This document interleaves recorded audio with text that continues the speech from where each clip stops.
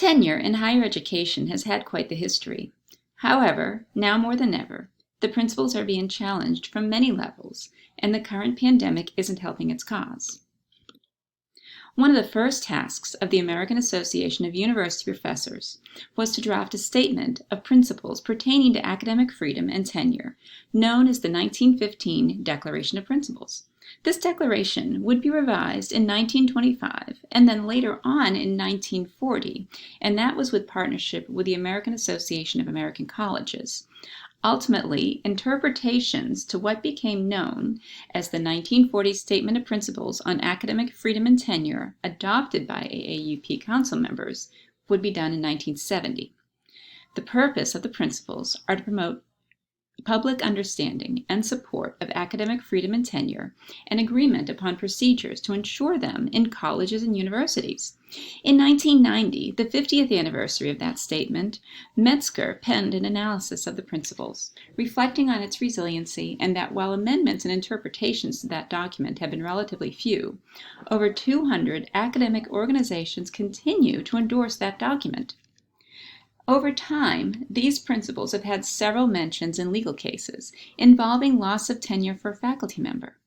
Metzger indicates the principles did not have a significant impact on legal proceedings until the 1970s, when a spate of contested academic discharges, according to Metzger, on grounds of financial exigency, led lawyers and judges to use it as an authoritative guide to academic usage, to the point that excerpts from the document had appeared in 49 federal court cases between 1972 and 1976 alone.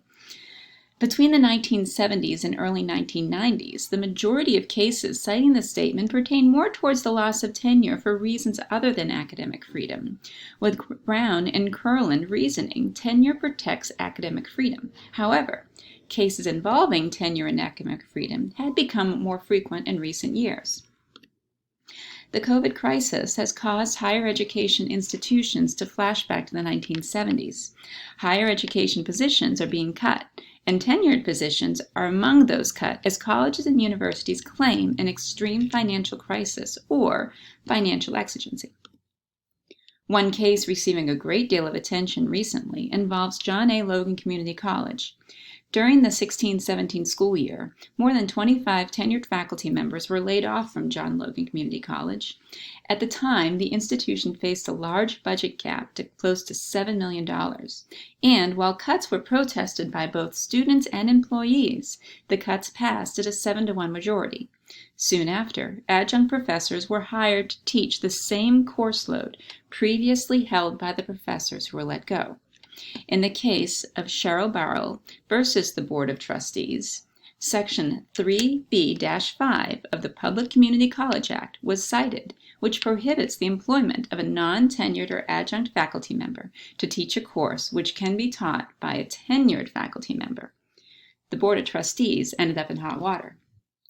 The Illinois Supreme Court ultimately sided with the plaintiff in this case, as the Public Community College Act, in providing a degree of job security for qualified teachers, permits a tenured faculty member with greater seniority to displace a less senior employee.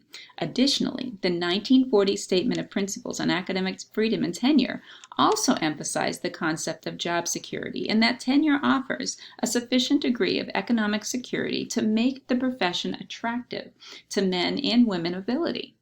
The Board of Trustees at John A. Logan Community College were unable to show adequate cause for dismissal, which was compounded by the hiring of adjuncts in place of the tenured positions. Right now, tenured faculty members feel they have little to celebrate. Even cases regarding financial exigency, which had been ruled in favor of tenured faculty, aren't seen as true victories, rather as lessons learned by policymakers and steps needing to be taken while cutting staff.